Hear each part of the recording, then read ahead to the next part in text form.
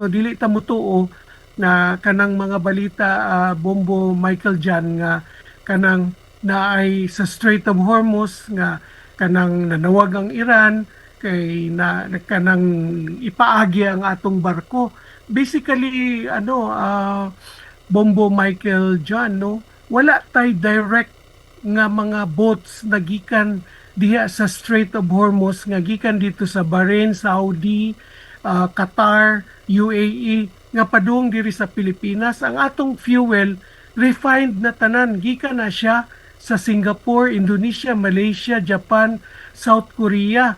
Ang gasulod lang diri nga gikan diha very seldom lang because it's only Petron that has the refinery. Remember, ang mugikan dito are only crude oil, no? Di i-refine pa na siya. So, dili ta mag-expect na muubos gyud ang presyo because ang problema nato dako kayo kining big three oil companies, Petron, especially Shell and kining Caltex, ang purchase na sila dito sa ilang mother companies based in Indonesia, Malaysia, Singapore, no? So sa ato pa, dito pa lang daan nisaka na ang presyo pag-abot sa ato pwedeng dakuha.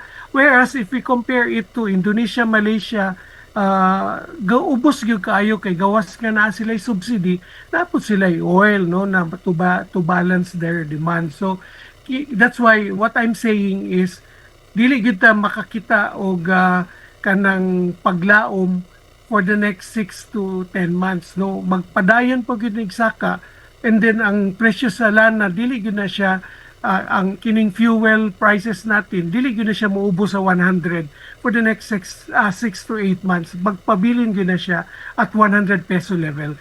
That's why kanang growth sa atong economy, ang inflation magpadayon og saka, ang atong growth magpadayon og decline, and we are really in for the worst time.